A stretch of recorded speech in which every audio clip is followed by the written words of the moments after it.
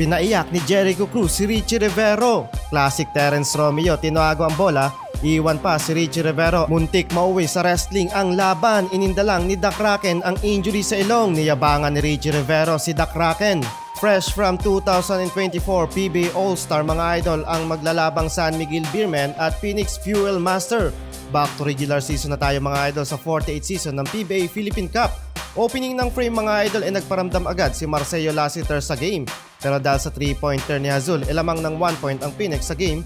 10 minutes quarter mark yan mga idol. Pero may sagot din mga idol si CJ Perez para may tabla sa 7 points ang talaan sa scoring. Habang si Junmar Fajardo mga idol, ginawang bata si Larry Muyang ni hindi makakuha ng rebound kay The Kraken at nakapag-draw pa ng foul. Sweet 2 of 3-pointer naman mga idol so far ang naipasok na ni CJ Perez sa basket. Small run mga idol para sa Beermen at 5 points lead na mga idol ang inahabol ng Fuel Master. Halfway ng quarter, daming nasayang na 3-pointer para sa Phoenix kaya naitaas ng 6 points ng SMB ang lead sa game. Last 2 minutes na ng quarter nang pinasok si Richie Rivero, scoreless para sa quarter at nakapag-commit pa ng 1 turnover. 23-27 and the first quarter in favor sa SMB. Ang video na to ay hatid sa inyo ng 1xBet. Habang nanonood ka ng mga laban ng basketball, mapa NBA, PBA at iba pang liga ng basketball sa buong mundo, ay pwede kang tumaya dito at manalo ng limpak-limpak na papremyo. Kung gusto niyo tumaya at gumawa ng account ay i-click lang ang link na nasa comment section, gamitin ang iyong phone number or email at ilagay mo na din ang ating promo code na JLTV1X para sa mas mataas na tsansang manalo. Maaari ka ding makatanggap ng 6,000 pesos bonus sa una mong deposit via GCash o ibang cash-in method.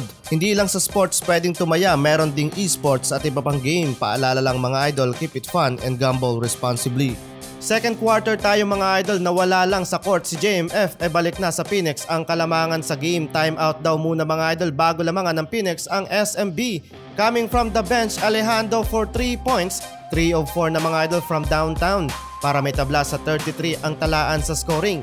Samantalang dalawang beses challenge ni Richie Rivero si The Kraken at pangalawang attempt pumasok na nga ang bola sa basket. Under 3 minutes ng quarter nagkagirian si Perkins at si JMF muntik nang mauwi sa wrestling pero natawa sa dulo ang dalawa dahil sa nangyari. Dahil sa 3-pointer ni Lassiter, itaas na sa 6 points ang lamang ng SMB sa game.